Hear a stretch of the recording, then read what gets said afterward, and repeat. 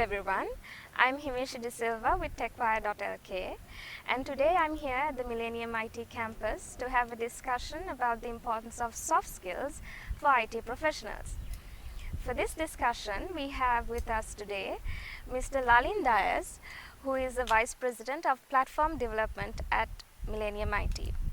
Hello Lalin. Hi. To start off the discussion, can you tell us a bit about yourself? Sure. Hi guys, my name is Lalin Dias. I am, as Himesh said, the head of platform development here at Millennium IT. I've been here almost 15 years, and in that time I've done various different roles, from corporate finance to business analysis to product management to, for a while, I ran a business for stock exchange systems technology. And my current role as head of platform development really is running the organization that is in charge of all our core technology tools, processes, and such things. Thank you for the introduction, Lalin. Moving on to the topic, how do you define soft skills and how important is it for an IT professional? Actually, I'll struggle a bit to define soft skills. It's a little hard. I would probably characterize it as sort of the generic, general, sort of personal skills that you have. You know, things like leadership, teamwork, communication, critical thinking, that kind of thing. I mean, they're different from sort of the hard technical skills. So hard technical skills tend to be specific to a particular job or a particular role, whereas soft skills are more generic. They're not specific to any role. As to their importance, I mean, you know, they're very important. And the way I see things, your soft skills are what help you effectively use your hard skills. And you know, you may have great hard technical skills, but to really effectively use them, you need to have good soft skills. Right. So looking at the fresh graduates in the industry today, do you find their level of competency in these soft skills satisfactory? Well, the short answer would be no. I think if you ask anybody this question anywhere in the world, that's what they'll say. I think perhaps we've been a little unfair, a little unkind, in that I think, you know, most of the people you ask this question from have been working for a while. We've had the sort of advantage and privilege of, you know, the experience and time to, you know, kind of understand the importance of soft skills and you know, to hone our own. I mean, when I left university almost 20 years ago, I didn't have the appreciation for soft skills, that I have now.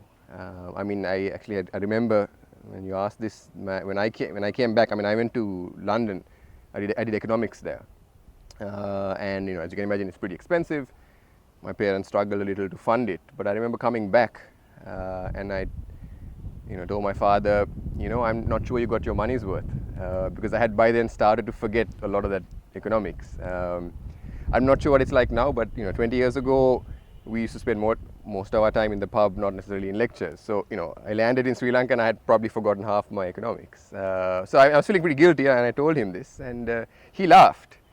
I remember this so well. He laughed and he said, did you really think I sent you to London to learn economics? And at the time, I was, you know, 21. I thought he was completely mad. But now I get it. He was talking about soft skills, and you know, how important they were. And I think sorry, back to your original question about soft skills in graduates. I think in Sri Lanka it would be not unfair to say we have a deficit there, particularly in Sri Lanka. And I think that's because as a society we have tended to favor hard skills, right? People are always talking to you about studies, exams, grades, qualifications. There's not enough focus on soft skills.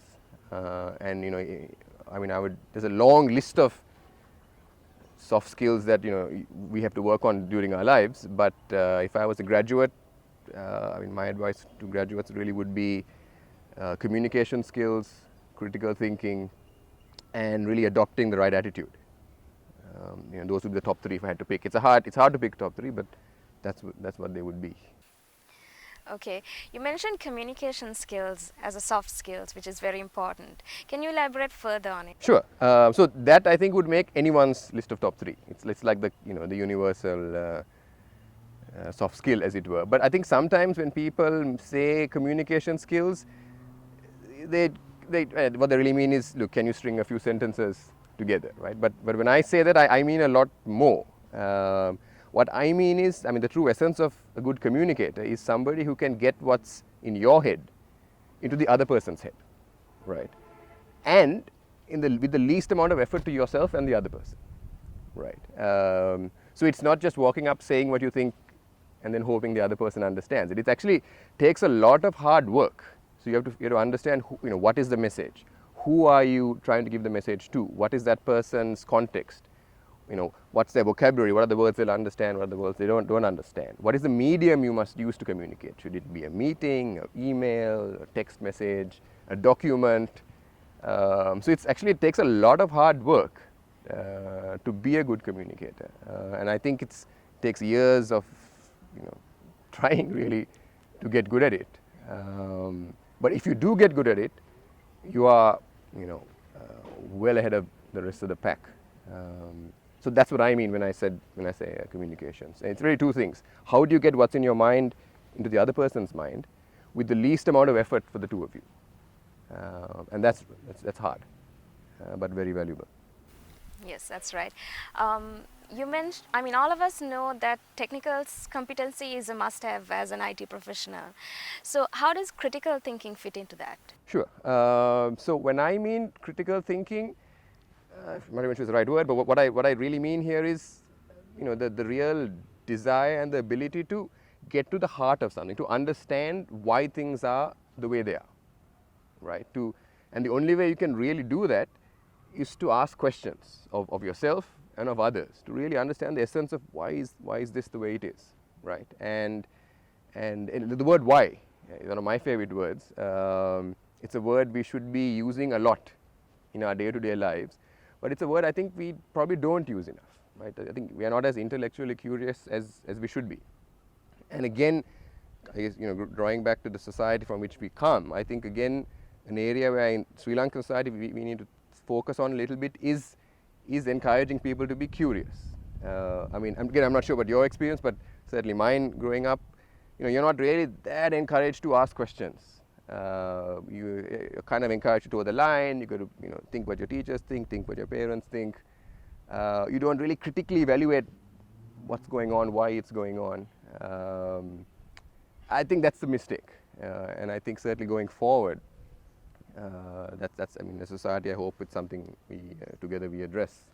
But that really being able to get to the heart of why something is the way it is a rare but very important skill, and it's something I encourage people to cultivate.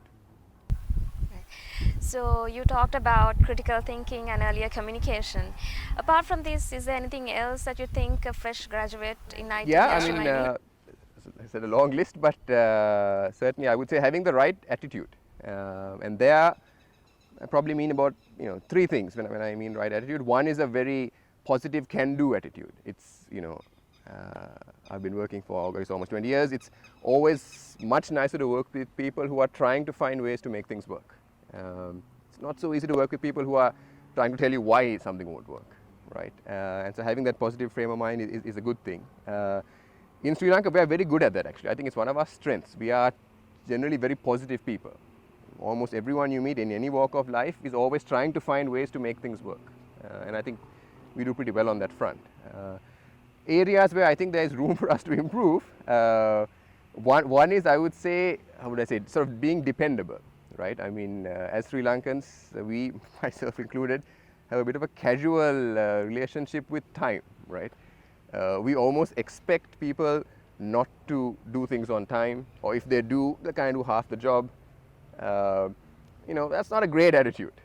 Most of the really effective and successful people I know, they do things when they say they're going to do them, right? They take their responsibilities to other people, their commitments to other people very seriously, and that's something I would encourage anyone to do. The final aspect of the attitude, I think, or the right attitude, is I guess a sort of focus on quality. Again, when I was growing up, my father used to always tell me, whatever you do, do well. It doesn't matter if one person's going to see it or a million people are going to see it. You did it, so do it well. And that's again, certainly when I do interviews, that's the quality I look for. And again, a makeup of the right attitude. Thank you, Lalin, for joining with us today. It was a pleasure.